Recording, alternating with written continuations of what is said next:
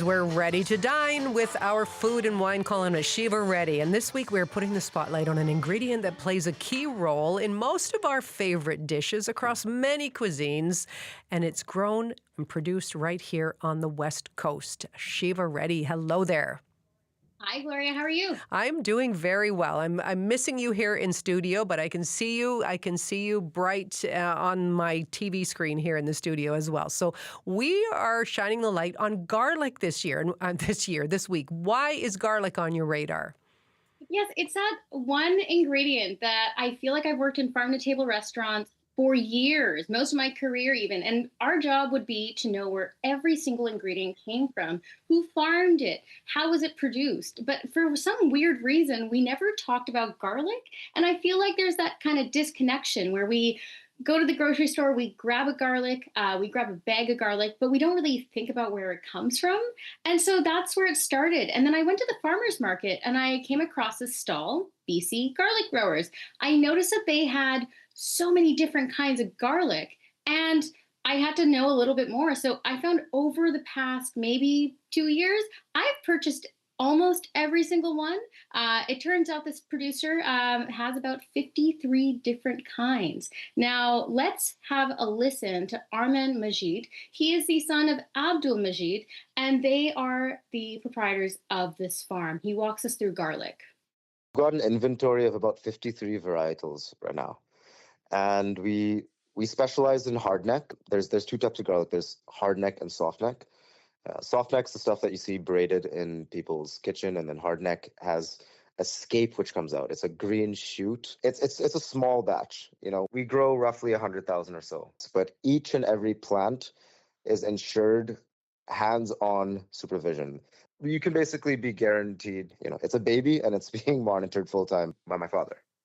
This is true. And you kind of get that idea when you meet Abdul as well. When I purchased maybe like 3 or 4 different kinds, he was insistent that I labeled each bag so I would not mix them up when I took them home. Well, he sounds pretty passionate about garlic. What more can you tell us about him? Yeah, so Abdul is very interesting. He was actually an architect in India. And when his family migrated to Vancouver in the late 90s, his industry took a bit of a turn. It was during the financial crisis, and he went back to school, actually. So he went to Kwantlen Polytech College, or university rather, and there he started studying agriculture because he realized that his favorite thing was to actually be a part of the community garden, where he started focusing in on different kinds of garlic. Now, over time, he realized how much he loved sustainability and organic production as well. So he really wanted to get the entire family involved, and through the generosity of the community, he was able to find a small plot of land out in Aldergrove where he's currently farming and has been for the past 10 years. Wow. Okay, so you mentioned that you alone, Shiva, have already tried dozens of the garlic varietals. Where would you like to start? Oh my goodness. Well, first off, don't eat a lot of it right before bed because it'll follow you the next day, but it's worth it. But yes, there's so many different kinds. The most common one that we will see is the red Russian. Now, this is the most notable one. Have a listen here to Armand telling us about the styles of Russians. Bogatyr means Viking in Russian. It's stronger and spicier than the red Russian. And we also introduced Shangri-La this year. Now, this is an extremely potent and strong purple marble stripe, like the Red Russian, so same kind of family, a bit stronger and a lot sweeter. It was an incredibly juicy garlic. So when you're cutting it, lots of oil comes out. Those are the ones that you want to stir fry with, make a curry with, steak, grilling, marinate meat and vegetables in.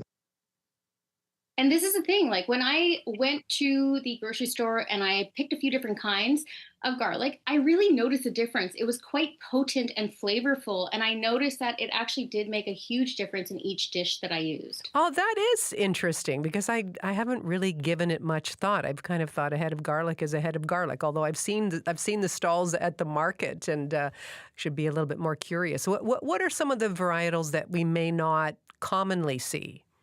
Yes, so you see the common types of hardneck and softnecks, as was mentioned earlier. Now, the ones that BC garlic growers are working with are different heirloom styles. Now, these ones actually do not change that much over time in terms of their progress.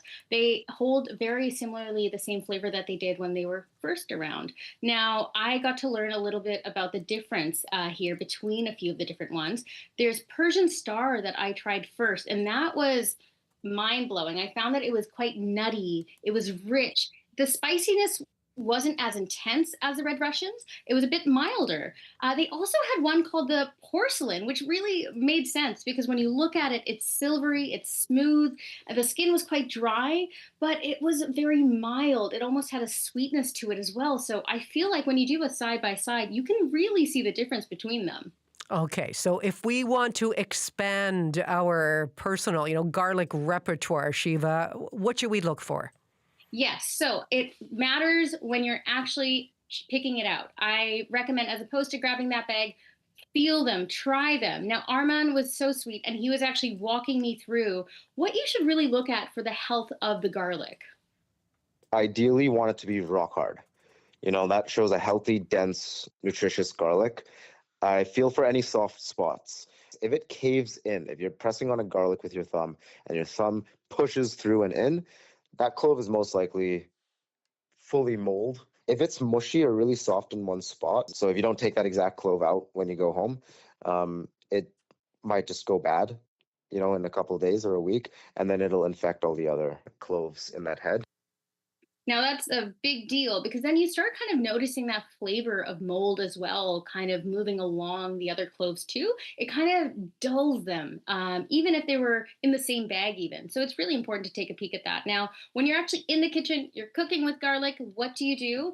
If you want something very gentle, mild, subtle, I recommend using the whole garlic itself, the actual clove. Don't break it down. Now, when you're actually crushing that, you're going to get a much stronger flavor as well because you're crushing down the cell walls. If you want something a little bit more in between, a bit more settled and balanced, I would mince that as well. And same thing goes when you're actually cooking it with it as well. I find that when I'm steaming garlic, and let's say with soup or a broth of some kind, that will hold on to the flavors very well and give you a gentle sweetness. And then when you bake it and you have it along that intense heat, it almost caramelizes it too. That roasted garlic Oh, flavor. you can Yep, smell you it had already. me. Yeah, I know. And just don't eat it too late at night. I've got you. Shiva, thank you. That's Shiva Reddy, our guide to the world of food and wine. She joins us every other Monday around this time.